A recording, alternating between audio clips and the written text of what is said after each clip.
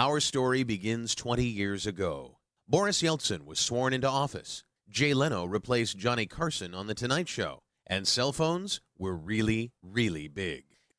It was August of 1991, and a 20-year-old computer science student named Linus Torvalds sat down at his computer in Helsinki to post what is now one of the most famous entries in computing history.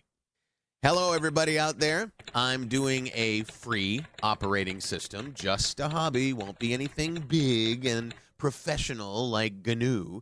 It probably will never support anything other than AT hard disks, as that's all I have. Well, word of Linux open source project quickly spread around the globe, and developers from all over contributed their code.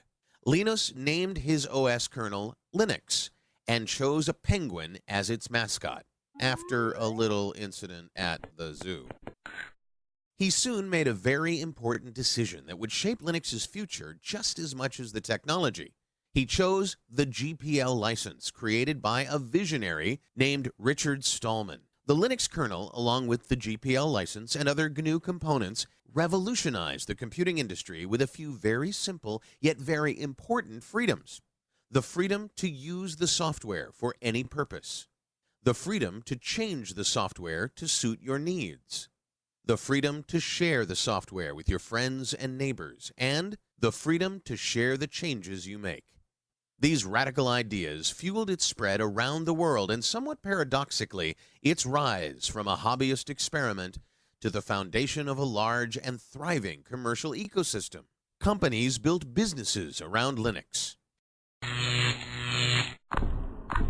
In 1999, Red Hat's stock tripled as it became the first Linux company to go public.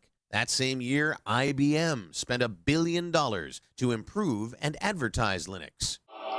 Does he have a name? His name is Linux. Soon, Linux was knocking out industry heavyweights and fueling the rise of the internet with its free software. In short, Linux revolutionized computing. But whenever something is this disruptive, there's bound to be competitive crossfire. But Linux not only survived, it thrived. Today, the kernel development community numbers in the thousands, with hundreds of companies collaborating on Linux development. Every 3 months, another version of Linux is released. So, where is Linux today?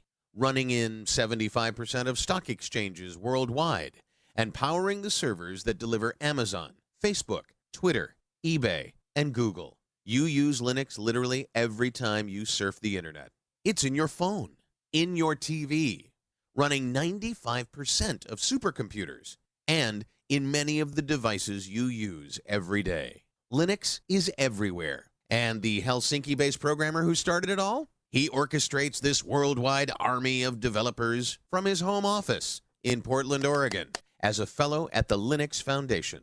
As we celebrate 20 years of Linux, we can all see ourselves in its story. Thank you for being a part of its first 20 years.